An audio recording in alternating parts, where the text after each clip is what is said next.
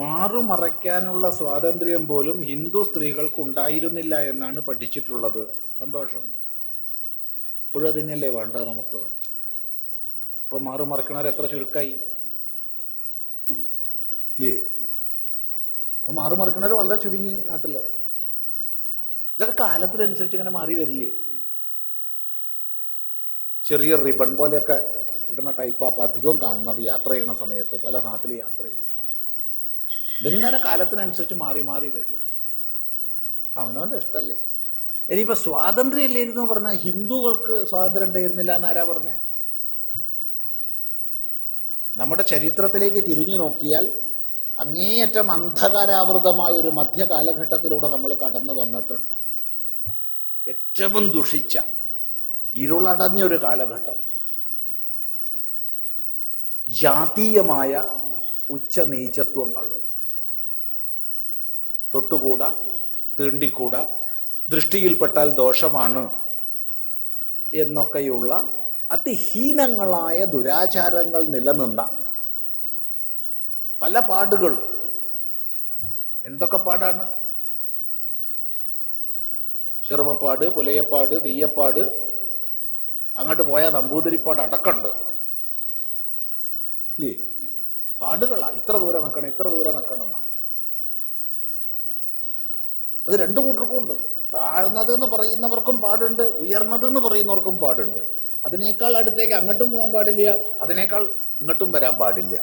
ഇത്തരം അന്ധകാരാവൃതമായ കാലഘട്ടങ്ങളിലൂടെ നമ്മൾ കടന്നു വന്നിട്ടുണ്ട്. ഇനി മുൻകാലങ്ങളിൽ രാജാക്കന്മാർ, രാജ്ഞിമാരെന്നിവർക്കൊക്കെ മേൽവസ്ത്രം ഉണ്ടായിരുന്നുള്ളൂ. സാധാരണ സമൂഹത്തിൽ നമ്പൂതിരിയായാലും നായരായാലും ഈഴവരായാലും ചെറുമരായാലും പുലയരായാലും നമ്പീശനായാലും മാരാരായാലും വാരരായാലും ആരായാലും സ്ത്രീകൾ മേൽവസ്ത്രം ധരിച്ചിരുന്നില്ല, ഉണ്ടായിരുന്നില്ല. നമ്മുടെയൊക്കെ മുത്തശ്ശിയുടെ അമ്മ അല്ലെങ്കിൽ മുത്തശ്ശിയുടെ മുത്തശ്ശിക്ക് ബ്ലൗസ് ഉണ്ടായിരുന്നോ? എന്താ അഭിപ്രായം? മുലക്കച്ച ഉണ്ടായിരുന്നോ? ഉണ്ടായിരുന്നില്ല. അവർക്കൊരു ലജ്ജ ഉണ്ടായിരുന്നില്ല, അങ്ങനത്തെ ഒരു സങ്കല്പം ഉണ്ടായിരുന്നില്ല നാട്ടിൽ. ഇപ്പം ജീവനോട് കൂടി നമ്മുടെ അമ്മമ്മയോ മറ്റോ ഉണ്ടെങ്കിൽ അവരോട് ചോദിച്ചു നോക്കൂ, അവരുടെ മുത്തശ്ശീനെ കണ്ടിട്ടുണ്ടെങ്കിൽ ഒന്നുമില്ല. നമ്മളൊക്കെ തന്നെ എത്ര മുത്തശ്ശിമാരെ കണ്ടിട്ടുണ്ട്. ഇപ്പം ആരെയും കാണില്ല കേട്ടോ. അങ്ങനെ ബ്ലൗസ് ഒന്നും ഇടാത്ത മുത്തശ്ശിമാരെപ്പോൾ കാണില്ല. നമ്മളൊക്കെ ചെറുപ്പത്തിൽ തന്നെ കണ്ടിട്ടുണ്ട് ബ്ലൗസ് ഒന്നും ഇടാത്ത എത്രയോ മുത്തശ്ശിമാർ. എന്ന് മാത്രമല്ല, ചെവിയിൽ വലിയൊരു വലിയ ആഭരണം ഒക്കെ ഇട്ടിട്ട് വലിയ നിങ്ങളെ, ഞാൻ പലരെയും ഇങ്ങനെ ചെവിയിൽ തൂക്കി പിടിക്കുകയൊക്കെ ചെയ്യരുത് നമ്മൾ കുട്ടിയാവുമ്പോൾ. മുത്തശ്ശിൻ്റെയൊക്കെ രണ്ട് ചെവിയിലും ഇങ്ങനെ വിരലിട്ടിട്ട് വണ്ടിയായിട്ട് മുത്തശ്ശിനെ ഓടിക്കുക, അങ്ങനെയൊക്കെയുള്ള പണിയുണ്ടായിരുന്നു. ഒക്കെ ഓർമ്മിക്കുക. അത് അവർ ചിന്തിച്ചിട്ടില്ല എന്താന്ന്. നമുക്കിപ്പോൾ അത് ആലോചിച്ചാൽ മനസ്സിലാവില്ല. അതുകൊണ്ട് മാറുമറയ്ക്കാനുള്ള സ്വാതന്ത്ര്യം ഹിന്ദു സ്ത്രീകൾക്ക് ഉണ്ടായിരുന്നില്ല എന്ന് പറഞ്ഞാൽ വസ്തുനിഷ്ഠമായി മാറുമറയ്ക്കുന്ന സ്വഭാവം ഉണ്ടായിരുന്നില്ല. അതുകൊണ്ട് തന്നെ നാളെ മാറുമറയ്ക്കാതെ പെൺകുട്ടികൾ നടന്നാൽ എനിക്കൊരു പ്രശ്നമില്ല, അത് അവരുടെ സ്വാതന്ത്ര്യമാണ്. നമ്മളതിൽ പറയേണ്ട ആവശ്യമില്ല. ഇപ്പം അങ്ങോട്ടാണ് പോണത്.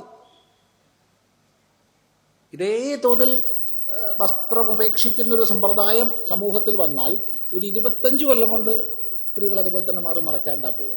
ഇപ്പോൾ തലമുടി കെട്ടിയിട്ടായിരുന്നു കുറച്ച് കൊല്ലം മുമ്പ് വരെ. ഇപ്പം വീട്ടിൽ നിന്ന് കെട്ടിയാലും പുറത്ത് പോകുമ്പോൾ പറിച്ചിടും ഇല്ലേ? അങ്ങനെയല്ലേ? അത് അവരുടെ സ്വാതന്ത്ര്യമാണ്. മറ്റൊരാളുടെ മുഖത്തേക്ക്, മറ്റൊരാളുടെ കണ്ണിലേക്ക് അടിക്കാത്ത കാലത്തോളം അവരുടെ സ്വാതന്ത്ര്യമാണ്. അതിന് നമ്മൾ എതിർക്കില്ല. കാലം മാറി വരും. അപ്പോൾ വളരെ സങ്കുചിതമായൊരു വീക്ഷണത്തോടു കൂടി നമ്മളുടെ കാലത്തുള്ളത് മാത്രം ശരി എന്ന് പറയരുത്. അത് ഉണ്ടായിരുന്നില്ല, അങ്ങനെ സംഭവം ഉണ്ടായിരുന്നില്ല. എന്നാൽ അക്കാലത്തും ദേവതകൾക്കൊക്കെ വർണ്ണനകളിൽ നമുക്ക് കാണാം. ദേവതകളുടെ വർണ്ണനകളിലൊക്കെ പട്ട് വസ്ത്രം ധരിച്ചതും പട്ട് മേൽവസ്ത്രം ധരിച്ചതും, അതുപോലെ രാജ്ഞിമാരുടെ ചിത്രങ്ങളൊക്കെ പണ്ടേ ഉള്ളതിലൊക്കെ അവർക്ക് വസ്ത്രങ്ങളുണ്ട്.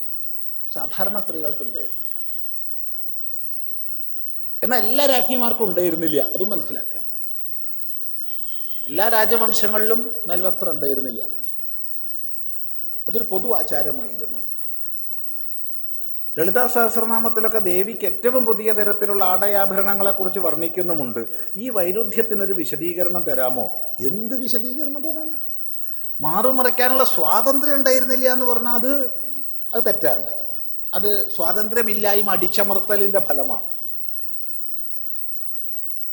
പിന്നീട് ഈ അന്ധകാരാവൃതമായ കാലഘട്ടത്തിൽ നമ്മൾ കടന്നു വന്നപ്പോൾ ഒരു നിശ്ചിത ജാതിയിൽ താണവർക്ക് മാറുമറയ്ക്കാൻ സ്വാതന്ത്ര്യമില്ല എന്നുള്ള അവസ്ഥ വന്നു. മേൽജാതിക്കാർക്ക് നേരിയത് പുതയ്ക്കാം, കീഴ്ജാതിക്കാർക്ക് നേരിയത് പുതയ്ക്കാൻ പാടില്ല എന്ന് സമൂഹത്തിലുണ്ടായി. ആ ഇരുട്ടിനെതിരായിട്ട് പ്രവർത്തിച്ചതാരാ? വേദജ്ഞന്മാരായ മഹാപുരുഷന്മാരാണ്. ഇതിപ്പോൾ ഇന്ന് പറയേണ്ട ആവശ്യമില്ല, കാരണം അതിനെയൊക്കെ നമ്മൾ ജയിച്ചു കഴിഞ്ഞു. ഉണ്ടായിരുന്നു, തീർച്ചയായിട്ടും ഉണ്ടായിരുന്നു അങ്ങനത്തെ ഹീനതകൾ. ഇനി ഇവിടെ വളരെ ശ്രദ്ധിക്കേണ്ടുന്ന ഒന്നുണ്ട്. ചിലർ ഈ വിഷയത്തെ, അതായത് മാറുമറയ്ക്കാൻ സ്വാതന്ത്ര്യം ലഭിക്കാൻ വേണ്ടി കൊടുത്ത കരമായിരുന്നു മുലക്കരം എന്ന് എഴുതുന്ന ഒരുപാട് ലേഖനങ്ങൾ നമ്മൾ കണ്ടത് അബദ്ധമാണ്. മറിച്ച് രാജഭരണകാലത്ത് തൊഴിൽ നികുതി ഈടാക്കിയിരുന്നു. ആ തൊഴിൽ നികുതിയിൽ പുരുഷന്മാരിൽ നിന്ന് ഈടാക്കുന്ന തൊഴിൽ നികുതിക്ക് തലക്കരമെന്നും സ്ത്രീകളിൽ നിന്ന് ഈടാക്കുന്ന നീതിക്ക് മുലക്കരം എന്നും പറഞ്ഞിരുന്നു. എന്തിനങ്ങനെ രണ്ടു പേരെന്ന് പറഞ്ഞാൽ കൂലിയും നികുതിയും രണ്ടായിരുന്നു. പുരുഷനുള്ള കൂലിയല്ല സ്ത്രീക്ക്. അതുകൊണ്ട് തന്നെ നികുതിയും ടാക്സും പുരുഷനും സ്ത്രീക്കും വ്യത്യാസമുണ്ട്. സ്ത്രീക്ക് ടാക്സ് കുറവാണ്, പുരുഷന് ടാക്സ് കൂടുതലാണ്. ചിലർ വിചാരിച്ചുള്ള മുലക്കരം എന്ന് പറഞ്ഞാൽ മുല മറച്ച് വസ്ത്രം ധരിക്കാനുള്ള ടാക്സാന്നാ. അല്ല, അത് പ്രത്യേകം മനസ്സിലാക്കുക. ഇപ്പം സ്ത്രീകൾക്ക് ഉള്ള ടാക്സിന് മുലക്കരമെന്നും പുരുഷന്മാർക്കുള്ള ടാക്സിന് തലക്കരമെന്നും പറഞ്ഞിരുന്നു. അപ്പോൾ തലക്കരം എന്ന് പറഞ്ഞാൽ തല മറയ്ക്കാനുള്ളതാ? അല്ലല്ലോ, അല്ല, മനസ്സിലാക്കുക.